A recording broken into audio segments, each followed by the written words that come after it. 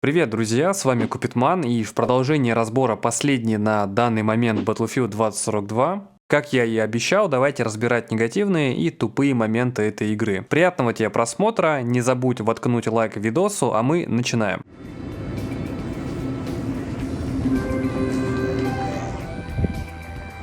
Чё обсираем? Бапу.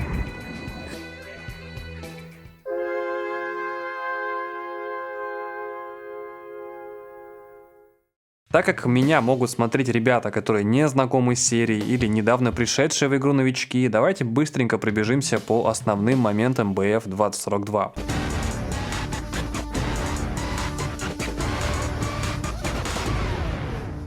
Ладно, ребята, давайте в последний раз. Мое имя Battlefield 2042. Я вышел в 2021 году и сразу же на старте дал жидкого обсера под себя. На старте у меня было 7 карт, офигенный в кавычках набор специалистов, отсутствие баланса оружия, гаджетов и куча багов. А остальное вы знаете. Через 8 месяцев я получил первое полномасштабное дополнение, а потом снова и снова. Так дошло до 7. А еще я делал вот так.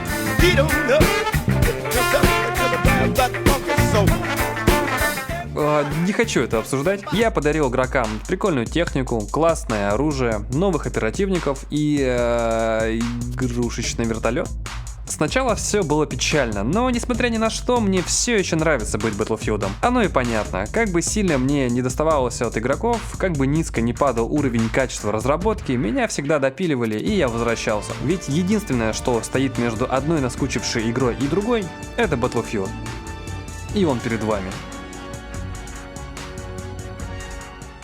Это было максимально краткое и веселое погружение в цикл жизни проекта. А теперь пошли доебываться и раскладывать по полочкам этого бедолагу. Первое и самое важное для меня — это отсутствие внятного пехотного геймплея. Самый очевидный аспект — это, конечно же, наличие оперативников.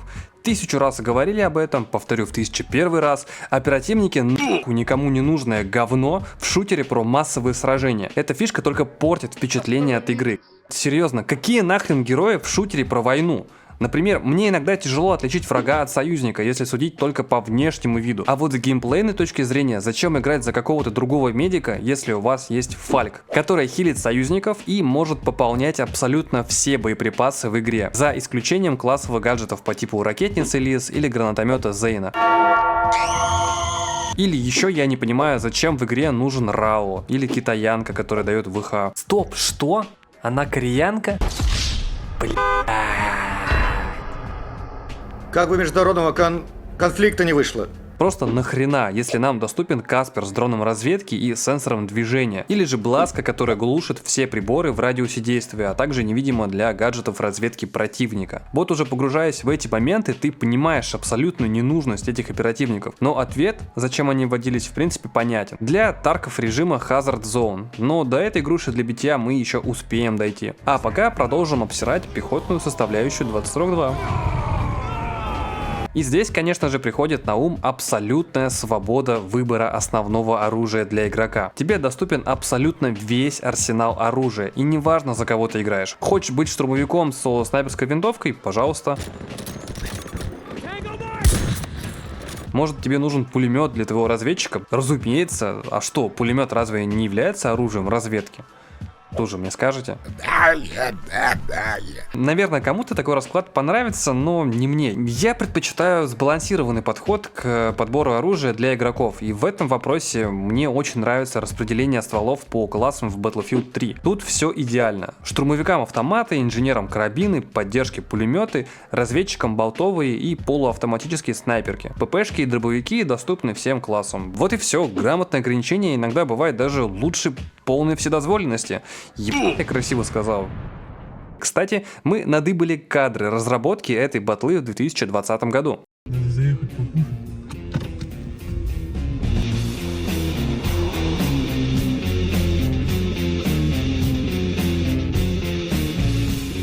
Оперативники, хуёвые карты и отсутствие баланса. Вам может нормальную игру сделать? Ничего не надо.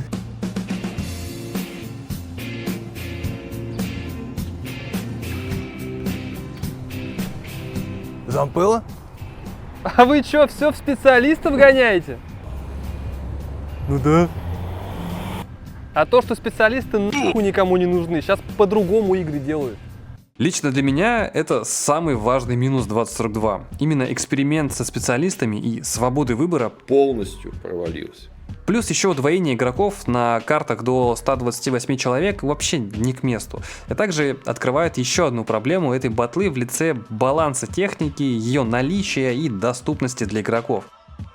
Теперь давайте взглянем на доступность тяжелой и авиатехники для игроков в 2042. Вместо старой концепции респауна танков, БМП, вертолетов и других единиц техники, разрабы продолжили обновленное решение в лице выбора техники на экране возрождения. И по моим ощущениям также существенно сократили количество боевых машин для команд. Тут речь идет даже не об ограничении техники, например, для пехотных карт. Я говорю в целом урезание ее количества для масштабных сражений. Зачастую нам дают несколько БМП, одну зенитку, пару танков, пару вертолетов и самолетов. Внимание, это для режима на 128 человек. То есть тот стандарт, который был заложен для 64 человек, теперь стал таковым для 128 касок. Не нужно иметь 7 пядей во лбу, чтобы догадаться, что в режиме на 64 человека количество техники стало урезанным.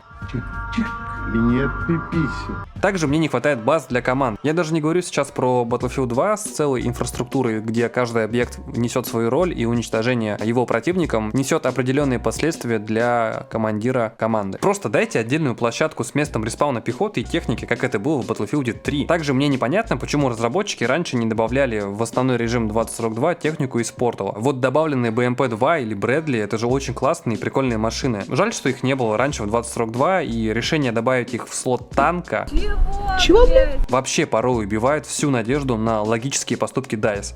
Но просто фиксируем данный интересный момент и едем дальше. Еще жаль, что в 2042 не оказалось водного транспорта, как это было в Battlefield 4. Чё ты на моторке хотел прокатить?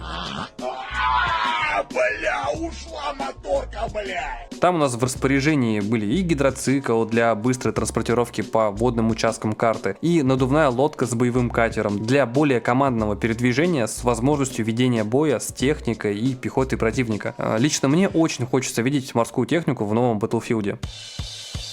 Уебищный режим, который не только сожрал ресурсы разработчиков, но и, скорее всего, виновник этого экскремента со специалистами. Конечно, когда Escape from Tarkov выстрелил, DICE или Electronic Arts тоже себя возомнили мастерами экстракшн-шутеров и выделили под это дело ресурсы. В итоге мы получили вообще хрен знает что под какую-то примесь Warzone и Таркова. Мы десантируемся на карту с несколькими отрядами противников, должны собрать какие-то диски, то есть сделать определенные действия, и эвакуироваться с ними. Если нас валит, то игра дает нам второй шанс. Очень жаль, что, конечно, нас не относят в ГУЛАГ, где мы должны драться с противником за право второго шанса. Это же в Warzone было, точно. Со второго шанса можем десантироваться и пытаемся сделать все по новой. То есть забираем диски и улетаем. Один вопрос. А кто-нибудь вообще пробовал делать так? В чем прикол Таркова? Объясняю. Ты зашел на локацию, получил пи***лей. Твою мать, что за хуй? Собрался в рейд, повторил. Сука, что за хуй? Он что, лежал, что ли, блядь? При этом в игре есть своя экономика и квесты, которые побуждают игроков заходить в локации и делать определенные вещи. Например, валить ботов, валить игроков, забрать предмет, Скоп. Есть. пометить точку, сделать закладку. Осуждаю. Эта песенка короткая, как жизнь. Разработчики Hazard Zone упустили главную нить экстракшн-шутера при разработке, а на это дерьмо я больше не хочу тратить время. Отсутствие voice-чата и таблицы лидеров на релизе вперемешку с отвратительным техническим исполнением игры. Просто отвратительным. Про это даже говорить смешно, но на релизе Battlefield 2042 не было ни voice-чата, ни нормальной таблицы очков команды, а про необычные ситуации, связанные с физикой некоторых объектов в игре, я даже говорить не хочу. Я лучше их покажу. Хейтеры пиздят на меня что-то в интернете, но когда их вижу в жизни, они похожи на конца. Спасибо, Господь, что я такой охуенный. Как же вам повезло жить со мной в одно время. Я реально легенда. Короче, это пиздец, едем дальше. Стартовые карты по многим критериям вышли максимально посредственными и халтурными. Многие ключевые идеи просто не реализованы. Например, в городской карте Калейдоскоп, несмотря на ее особенность, то, что она находится в городе, основное действие проходит в каком-то парке, а не в плотной городской постройке.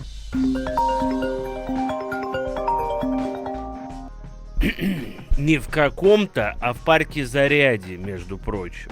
Уместно сказать «критикуешь, предлагай», я скажу. Посмотрите на карты дополнения Dragon Thief или Aftermath из Battlefield 4 и 3 соответственно. Это одни из лучших городских уровней в шутерах. И возвращаясь к нашим баранам из 2042, можно говорить и про другие уровни. Например, карта «Песочные часы». Это огромный уровень, в котором есть Все, деньги, тёлки, тачки.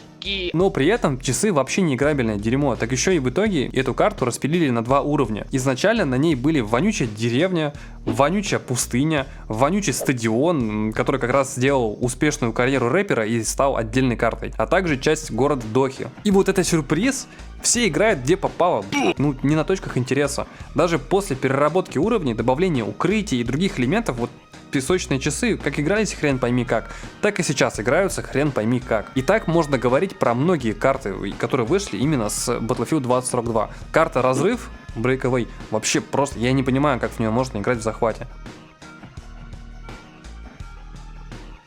Многократно говорили об этом, в том числе и я. Поддержка игры вышла очень поздней и маленькой. Спустя более чем полгода вышел первый сезон с одной картой, несколькими стволами и техникой. Такое наполнение будет каждый сезон. Это очень скудно, это очень бедно и это очень куца.